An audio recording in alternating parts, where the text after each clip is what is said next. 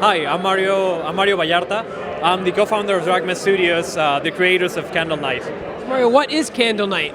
It's basically about a little candle that wants to light up its home, which is a medieval Gothic castle. I absolutely love your art design and your gameplay as well. What were some of the games that inspired this? I'm thinking like old PlayStation 2 3D side scrollers.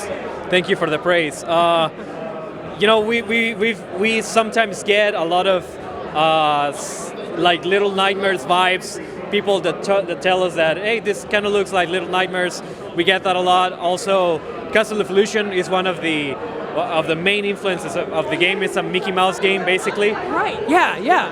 Mega Man Zero is also one of the main influences for the aesthetic of the game, the castle and the medieval setting. That's kind of influenced in Dark Souls, Elden Ring, those kinds of games. I remember, I even get a little bit of medieval there. Remember that medieval game from Sony that they did? Yeah, basically, it's the castle is Gothic, and it's basically set in the 1500s. That's awesome. So, what was one of the biggest challenges when making an action adventure game in 2023? Well, there's a lot of competition. Yeah, absolutely. So there's sometimes people can go another action adventure platformer. Sometimes they do not care, they do not want another one, because there are a lot of great games out there that actually do this. But we wanted to shake things up a little bit. With Candlelight, it has an ignition system in which you can choose basically how you play.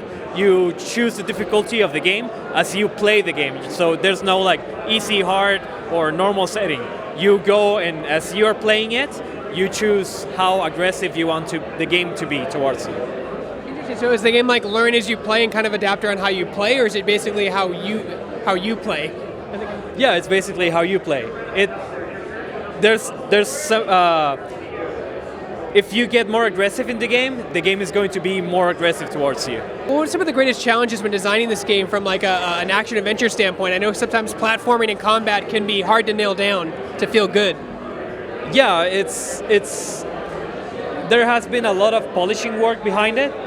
We have to work on it and test it a lot of time, play test it with a lot of people to get feedback and their opinions on the game. And we're now in a very comfortable position in which we think the gameplay is great. It feels good to jump, to attack, all the things that you basically do on Candlelight. All of those are very polished, and we're very proud of that. Any specific challenges or hurdles you have to overcome as a Latino developer? Yeah, it's hard not having these kinds of events in Mexico. We don't have, for example, a GDC, we don't have PAX, we don't have all those kinds of events. So it can get very difficult for us to get some visibility. So that's what I would say is the hardest part. The visibility for indie games in Latin American developers is very hard. Getting publishers as well it can be pretty tricky, because if you cannot pay a trip to PAX or to GDC, then you can be in a very tight spot. Not only that, but that's time away from your game, and that's also funds away from your game when you have to go do that stuff or make a vertical slice.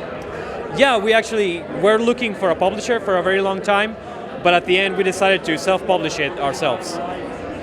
When does your game come out, and what platforms are you aiming for at launch? Right now we're hoping to release Candlelight on PC by the end of May basically, and we're going to release it later on consoles. We want to have it on Xbox, Switch, and PlayStation. I say adventure games are great on Switch. Yeah, basically. So where can people find more information about Candle Night, like Discord, website, Facebook?